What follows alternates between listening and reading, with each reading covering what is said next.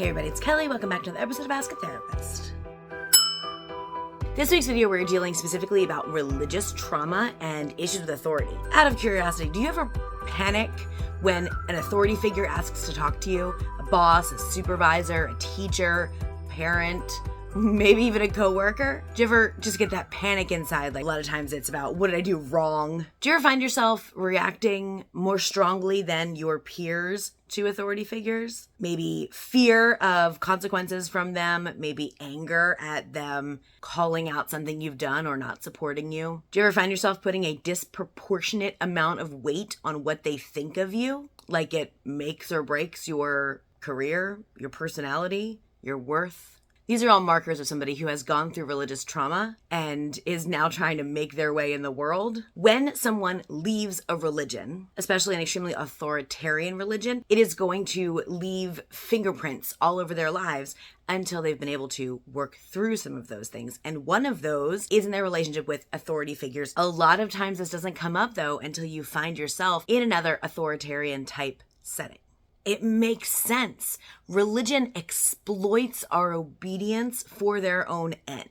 The use of strong authority is essential to the way most religions operate, because if you do not have people who are kept in line, if you don't have people who believe that they need you more than you need them, you won't have a following, you won't have members, you won't have money, you won't have a forum to share the ideas that you believe that your scriptural authority has enabled you to share. So you need them. So as someone who exists in that needed population, you are manipulated to understand authority as a much, much larger, much, much more important part of your life than it actually is in any other area. Often this will translate into family structures as well, which makes sense because, the church is a family, right? It's not just churches, y'all. It is lots of religions. But in my world, churches are the most famous for doing this. This is your family. You don't leave your family. You listen to those who are in charge of your family because they want what's best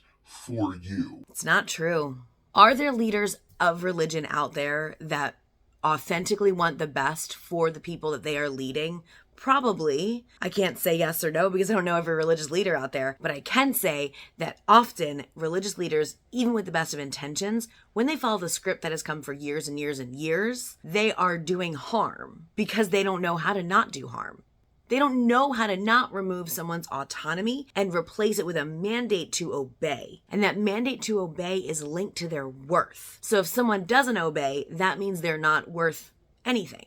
As somebody who has spent a lot of years working in religious sectors, in churches, flat out, I recognize this dichotomy so intensely because it's a different kind of a thing when you work for the religious entity also. So I was a youth pastor for many, many years. The issue with working in a church and worshiping in a church is that working for your spiritual leader, working for the spiritual head of house, if you will, mandates a compulsion to regularly share your conscience with your supervisor. Find me a job that you need to spill the root of your soul in order to have your work judged correctly. I lost a church job in June of 2020 because I did not believe that gay people were going to hell, because I did not believe that we should be kicking trans people out and allowing them to deal with things themselves because they were so far gone. When I started getting vocal about not believing that, I lost favor.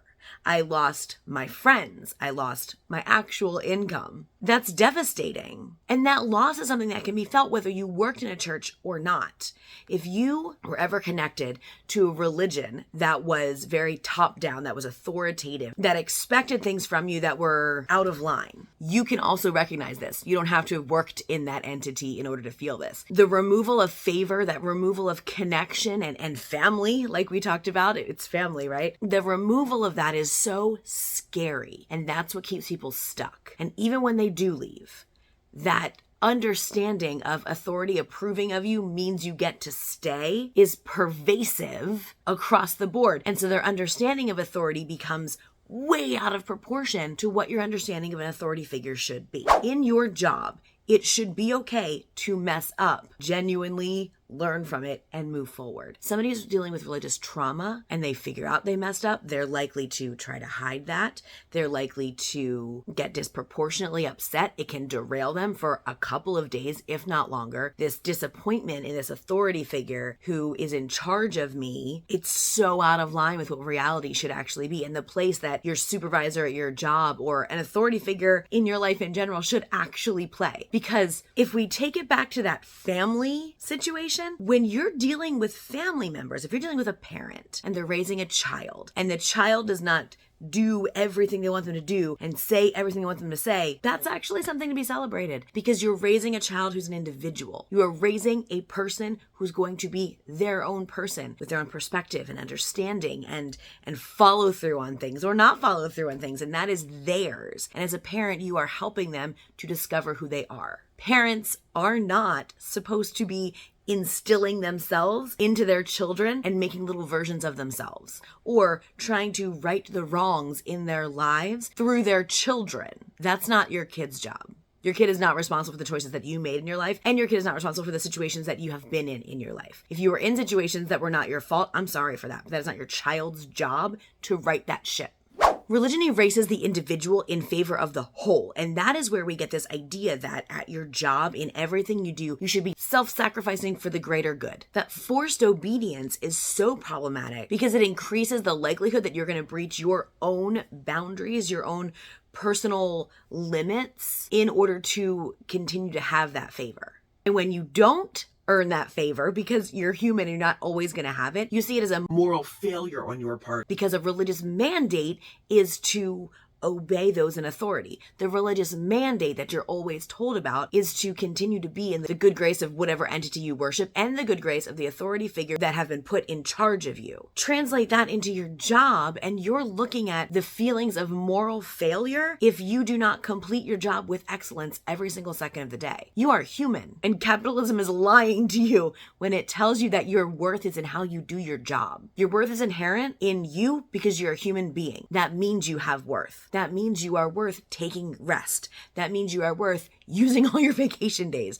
That means you are worth finding a job that fits the rhythm of your life and not feeling guilty about that because you left the grind. Through religion, we understand those authority figures as having an investment in us. They're invested in our well-being and they want us to do well. And in reality, we're also funding their paycheck. Beyond that, when you then go to your job or you're, in school or wherever you are and there's authority figures there, them not feeling as invested in you is going to feel like you've done something wrong. It's going to feel like they think there's something wrong with you, and that's going to hit you way differently than does any of your other coworkers or people around you who are not dealing with their own religious trauma. That understanding of your worth being connected to their view of you is so hard to untangle, but it has to happen. It has to happen for the betterment of your life, because you and your worth are not determined by whether or not your boss likes you. There's so much more to the connection of issues with authority and religious trauma. If you're interested in hearing more, I would love for you to drop a comment below and ask your question as specific as you're comfortable doing it. And also, I invite you to check out this video right here about religious trauma. There's an entire playlist about religious trauma here on this channel if you're interested in diving into more specifics. I would love to hear what you think. That's it for today. Thank you so much for being here. I will see you all next time. And until then, take care of yourselves and each other.